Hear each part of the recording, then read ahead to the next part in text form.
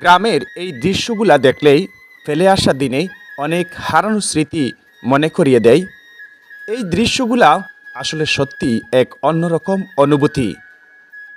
এই দৃশ্যগুলা যখনই আপনার চোখে আসবে তখন আপনার মধ্যে অন্যরকম একটা অনুভূতি কাজ করবে।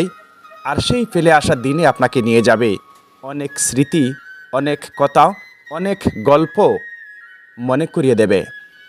গ্রামের এই দৃশ্যগুলা অনেকেই মিস করছেন যারা দেশ তথা দেশের বাইরে রয়েছেন, এবং বিশেষ করে আমরা যারা গ্রামে বেড়ে উঠেছি, জন্ম থেকে শৈশব, কৈশোর এবং উপনীত বয়স কিংবা যৌবনকাল পর্যন্ত আমাদের যাদের গ্রামে সময় কেটেছে কিংবা গ্রামের পরিবেশের সাথে আমরা বেড়ে উঠেছি, একমাত্র আমরাই জানি এই গ্রামের সাথে আমরা কতটুকু নিবিড়ভাবে আমাদের পথ চলা, নিবিড়ভাবে অনেক দৃশ্য, অনেক স্মৃতি মনে করিয়ে দেয়। যে দৃশ্যগুলো বারবারই আমি আপনাদের সামনে তুলে ধরার চেষ্টা করি আমাদের এই পেজের মাধ্যমে, গ্রামের সেই ফেলে আসা স্মৃতিগুলা, যে দৃশ্যগুলা যেগুলো নজরে আসলে সেই ফেলে আসা দিনের কথা মনে হয়।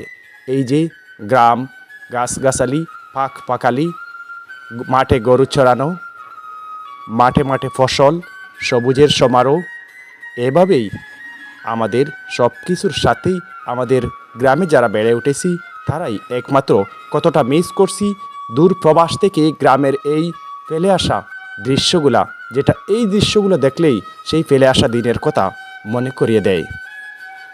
আমরা ছোটোবেলায় একবার ভাবতাম, অনেকেই, আমি আমার নিজের কথাই ভাবছি, যখন মাঠে দেখতাম একজন ব্যক্তি অনেকগুলা গরু চড়ায়, আমরা ভাবতাম যে এই সমস্ত গরুর মালিক একজনই, একজন ব্যক্তির এত গরু। আসলে সত্যি সেই সময়ের চিন্তা, চেতনা, ভাবনা ছিল সম্পূর্ণ অন্যরকম।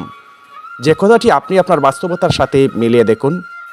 এভাবে গ্রামের মেঠোপথ, পাখপাখালি, গাছগাছালি, সবুজের সমারোহ, ফসলের মাঠ এবং মাছ ধরা, ফসল সংগ্রহ করা, গ্রামের মেঠোপথ দিয়ে হাঁটা, আমরা যারা গ্রামে বেড়ে উঠেছি আমাদের প্রত্যেকের জীবনে এইসব নিয়েই অনেক স্মৃতি রয়েছে। আর আমি সবসময় চেষ্টা করি আমাদের সকল ভাইদেরকে যারা বিশেষ করে গ্রামে বড় হয়েছেন এবং দূরপ্রবাসে রয়েছেন তাদেরকে দেখানোর জন্য গ্রামের অনেক দৃশ্যগুলো আপনাদের সামনে তুলে ধরার চেষ্টা করি। আসলে যারা এই দৃশ্যগুলোকে বা এই বাস্তবতাকে মিস করছেন, একমাত্র আপনাদের কাছেই আশা করি এই ভিডিওটি অনেক ভালো লাগবে। যদি ভালো লাগে তাহলে একটি লাইক দিয়ে শেয়ার করে দেবেন।